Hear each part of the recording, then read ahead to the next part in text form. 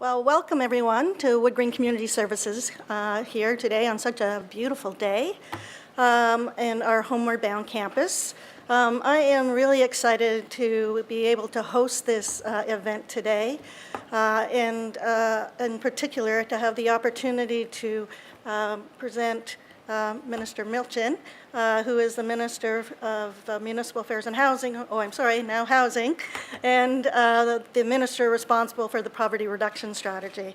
And the Minister is here today to make an exciting announcement, and we would like, without further ado, to please invite Minister Milchin up to the podium.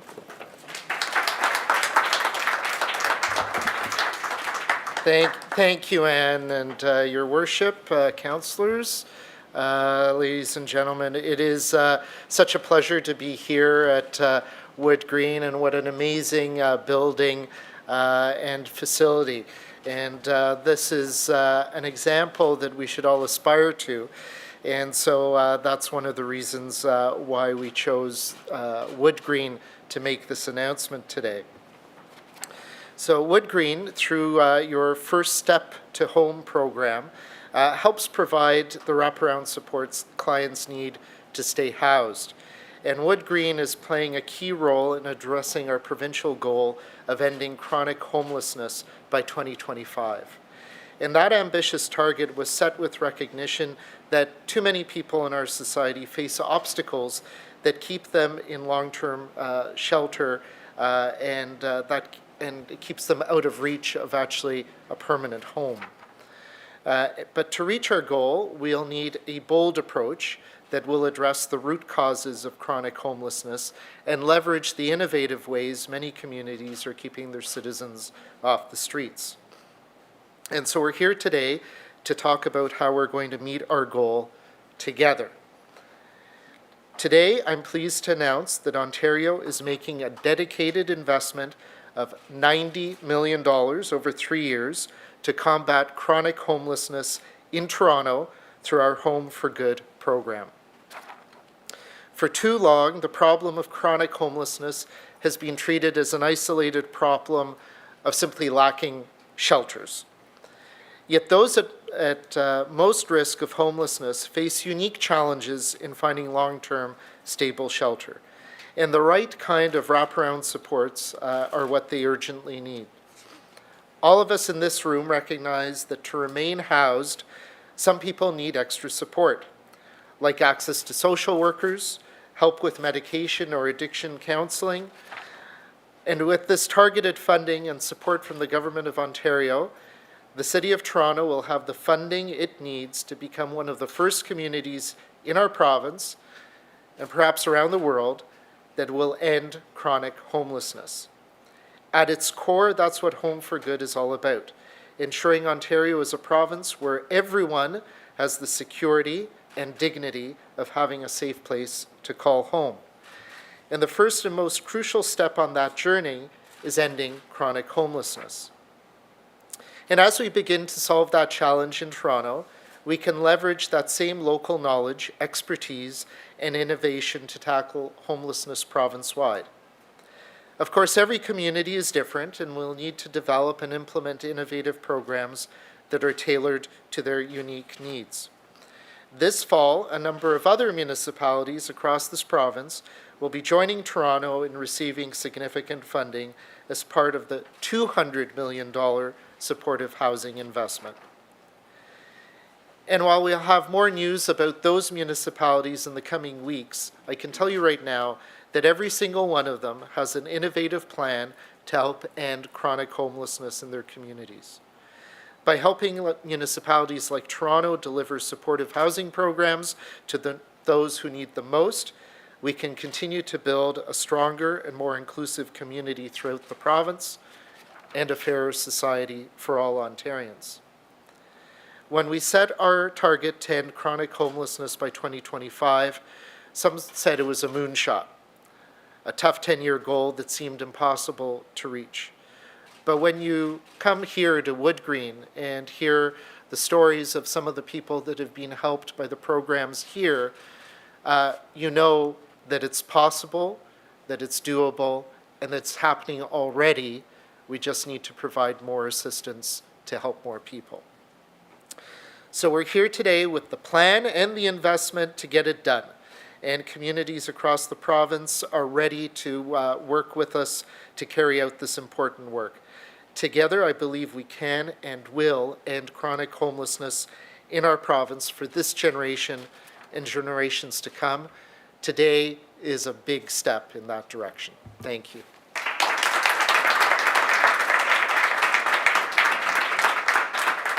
Thank you very much, Minister Milchin. That is just an amazing announcement, and I know that ending chronic homelessness really does take additional support, and it's wonderful to see that the province has recognized that with this kind of investment, in particular, that kind of investment in Toronto, which I know now Mayor Tory would love to have an opportunity to speak. So thank you, Mayor Tory.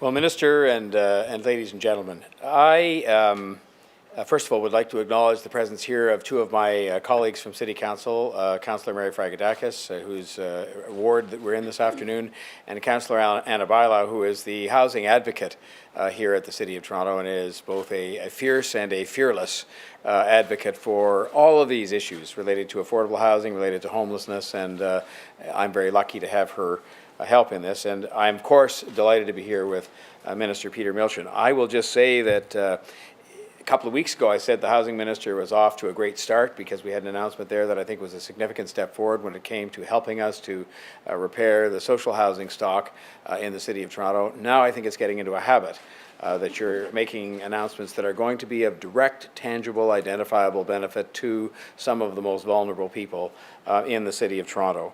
And I think it's a good habit, and I hope that it continues, Minister, because I think this represents a strong indication of something I've believed throughout all the dialogue and the discussions that have gone on, and probably will continue to go on because that's just the way it is in this business, but that this Premier, this Minister, this Ontario government intend to take up an even more significant role in a very tangible way in housing, affordable housing, and in the related issue of homelessness.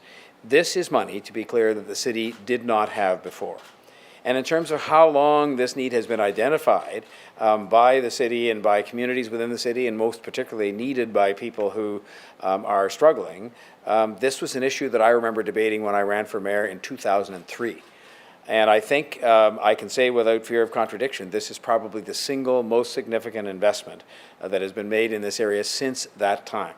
And that is a long time ago. This is going to help provide support and housing for 2,000 people who are homeless chronically and living with mental health issues, among others, but are in need of that little bit of extra support. And when I say little bit, I'm not trying to minimize it, but I'm just saying it's sometimes a simple hand up that is going to help those people to change their life, whether they're people who need housing support services, people who have addiction, mental health, and other kinds of issues like this.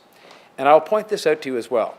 The province came to us and said, what kind of support do you need by way of financial resources and other things? And we said that we needed $90 million to help keep vulnerable residents in housing and divert them from emergency shelters and help them to break the cycle of homelessness.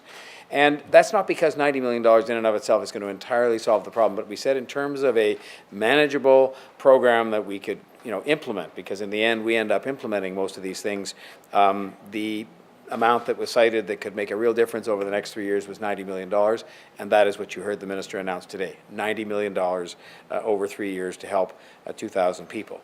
Now, we recognize that the second part of this rests with us, and that is the urgency that comes with the investment of this money as soon as possible to help people. It's one thing to come to announcements, which we're happy to do, but it's another thing to get this money out into the city to help people. And that is why we've asked Councillor Bailau to ask city staff in turn to report to the council as soon as possible with a great sense of urgency as to how we can get this money put to work supporting the people that it is meant to support over time. This is all about fairness for people who are struggling.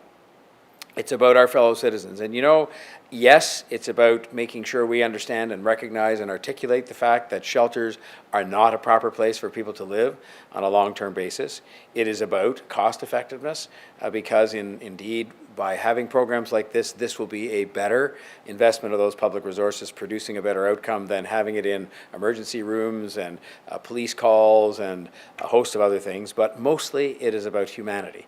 It is about dignity. It is about saying to these people that are confronted by special challenges in their lives that we are going to support them as governments together, and that we're going to make sure that we create a pathway for them with the simplest of hands up sometimes to allow them to have a better life and to have a permanent housing and not to even be at risk of homelessness, let alone actually homeless. And I think it is one more of those examples that I think we all, those of us in public life, live to celebrate, which is proof of the fact that when governments work together, whether it's 2 governments or 3 governments or 9 governments, it doesn't really matter. When governments work together to focus on a problem and try to find some resolution to it, we can do great things for people, and that's what we're here to do. And so, Minister, I extend to you and to the government thanks from the people of the City of Toronto for the fact that we will now be able to, step up and do some things that are really going to help people who are struggling the most, and I think it's going to be a very significant step forward. Thank you very much.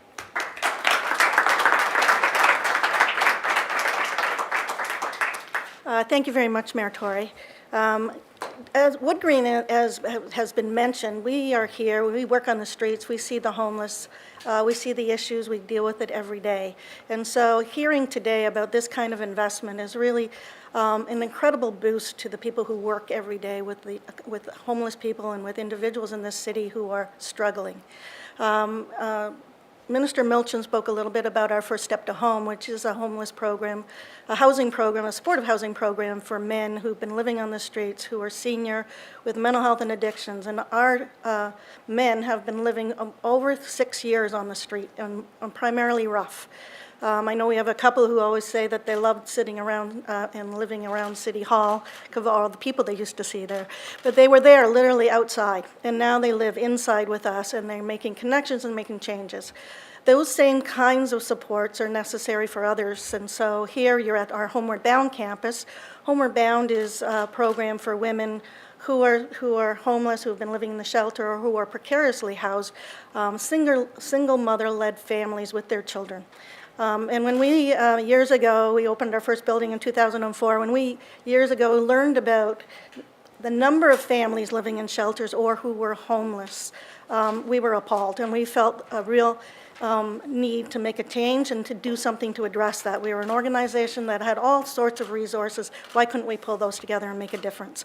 And so that's what we did. Back in the early 2000s, we worked together, and with the support of Ed Clark and his family and others, we were able to start our first program. And the fact that we take the services and we wrap them around the individuals, and that they can meet their own goals and they can take it upon themselves to make the changes that they need in their lives is phenomenal. And when you go to one of our graduations, you see it's not easy. They struggle and they work hard, but they make it through. And it was so moving to us to see the kind of progress women can make. They don't just come out and are able to have a job, they have careers. They are in family-sustaining incomes, and now they can care for their families, and they're actually different people as they emerge. And so I want to introduce you to one of our graduates. She's going to share her journey with you and tell you a little bit about how supportive housing and wraparound supports really makes a difference. Pauline Bogle.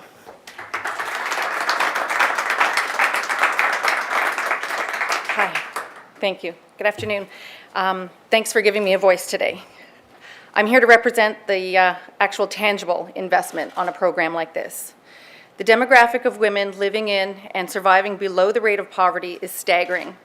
Just add children and you have the recipe for a continued disaster. My situation that led me to Homeward Bound is not a very uncommon occurrence in society. It was divorce, plain and simple. I was on my own with my 2 boys, needing to start over and push the restart on our new family model as a single parent. We'd been out of the province for approximately 4 years. Returning home, your contacts and support sometimes dwindle. I had no idea what I was embarking on and how difficult the next chapter was going to be. It's never a little girl's dream to be homeless. It's never a mother's dream to have to wonder how or where your kid's meal is coming from and how you'll pay for it. And no woman dreams of going through life without an education and just getting by. but the financial burden is great in this city. How do I afford rent? Who will take care of the kids when I work? Will I earn enough? Do I have the right credentials to land a job that will sustain us? When things are too hard, you tend to stop trying. When there are too many hoops to jump through, you just stop jumping. I stumbled upon Homeward Bound and met all their criteria of being a single mom needing a hand up to get started, in need of supports such as a place to live, daycare for my children, and yep, a free education, a college diploma to re-enter the workforce, educated in a relevant field today. It's not enough just to provide housing. Having a holistic program that provides all of the above, safe housing, daycare, emotional and trauma supports, and access to education gives women the tools they need to start over as the whole package. Without one, it's just a house of cards and will collapse, and the cycle begins again. The struggle to find all of the above in one shop should not be difficult. It should be the norm, and it should be the option. By providing all the supports required for a new beginning, you're not only stopping a cycle, but preventing another one. What we show our kids with the hard work that we put into regaining our dignity and self-esteem breeds healthier children of tomorrow and puts women back on that solid path again. This program offered me the security of a future, a safe place to live, and peace of mind that my kids will be cared for during the 4 years that I worked hard at getting back up. I graduated with executive and legal administration from Seneca College, and I've been employed with the Bank of Montreal for 4 years, all made possible with the full support of Homeward Bound and the full wraparounds that they offer. I wouldn't be the success I currently am without this program. Thank you.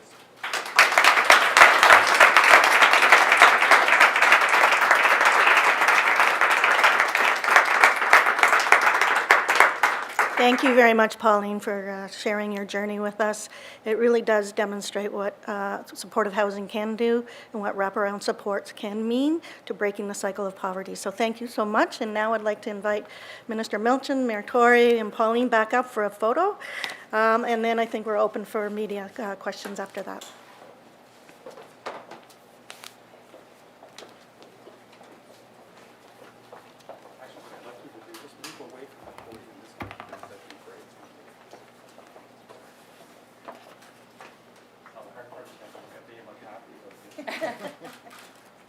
We are at.